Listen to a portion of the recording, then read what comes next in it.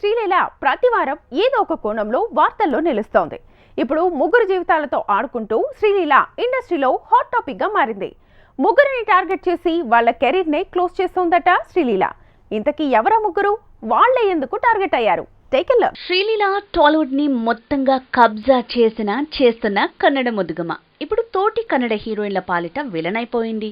ముగ్గురు హీరోయిన్ల career graph పడిపోయేందుకు కారణమవుతోంది. Pooja Hegde అసలే ఐరన్ లెగ్ గా ఫోకస్ అవుతున్న టైంలో ఏదో గుంటూరు కారం మూవీ ఉందిగా అనుకుంది. కానీ ఏమైంది? ఆ మూవీలో తన ప్లేస్ ని శ్రీలీలతో రీప్లేస్ చేసి మీనాక్షి చౌదరిని మరదలి పాత్రకి తీసుకున్నారన్నారు. అలా పూజకి మరోసారి మహేష్ తో జోడీ కట్టే ఛాన్స్ మిస్ అయింది. ఇక రష్మిక ఆఫర్లకు కూడా శ్రీలీలానే గండి కొడుతోంది. అసలు ఈ హీరోయినే ఎలివేట్ కాకపోయింటే పూజ మిస్ చేసుకున్న ఆఫర్లన్నీ రష్మికకే దక్కేవి.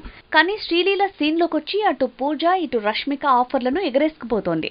అలా ఈ ఇద్దరి ఫ్యూచర్ పంచర్ అయ్యేలా చేస్తోంది. ఉప్పినతో కృతి శెట్టి కూడా శ్రీలీలలానే ఫోకస్ అయింది. కానీ ఏం లాభం? తనకు 1 ఫ్లాపులు పడ్డ టైంలోనే శ్రీలీల సీన్ లోకి వచ్చింది. అంతే, కృతిని పక్కన పెట్టి నితిన్, వరుణ్ తేజ్ అండ్కో అంతా ఇలా శ్రీలీలకే సై అంటున్నారు. కృతి శెట్టికి హ్యాండ్ ఇస్తున్నారు. టాలీవుడ్ లో బాలీవుడ్ ముద్దుగుమ్మల కంటే కన్నడ ముద్దుగుమ్మల డామినేషన్ పెరిగింది. విచిత్రంగా పూజ, రష్మిక, కృతి కన్నడ గ్లామర్ డాల్సే అయినా వాళ్ళందరికీ పనిచేస్తూ ఆఫర్లన్నీ మరో కన్నడ బ్యూటీ శ్రీలీల ఎగరేసుకుపోతోంది.